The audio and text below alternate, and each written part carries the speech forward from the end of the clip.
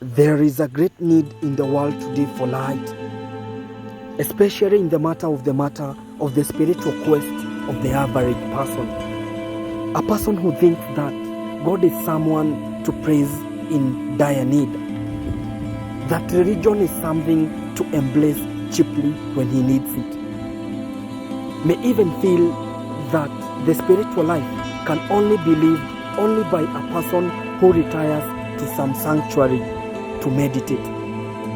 Religious life of many persons consists of years in catechism school or Hebrew school, and after confirmation or bar mitzvah, he piles it all back in the closet of unconcerned.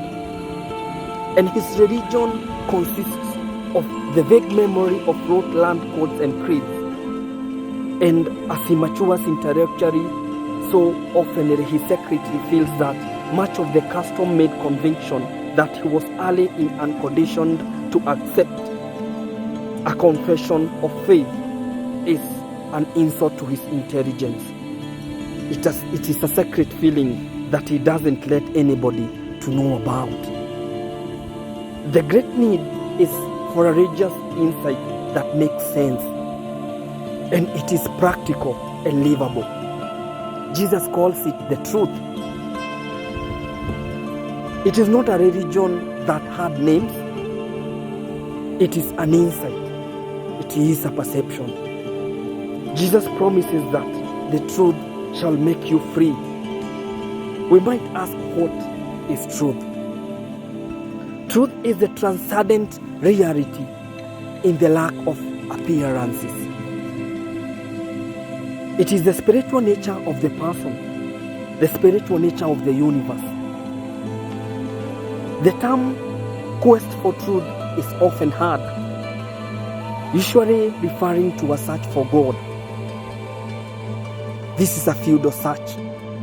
God is not to be found, simply because God is not lost. Even more, God is not losable.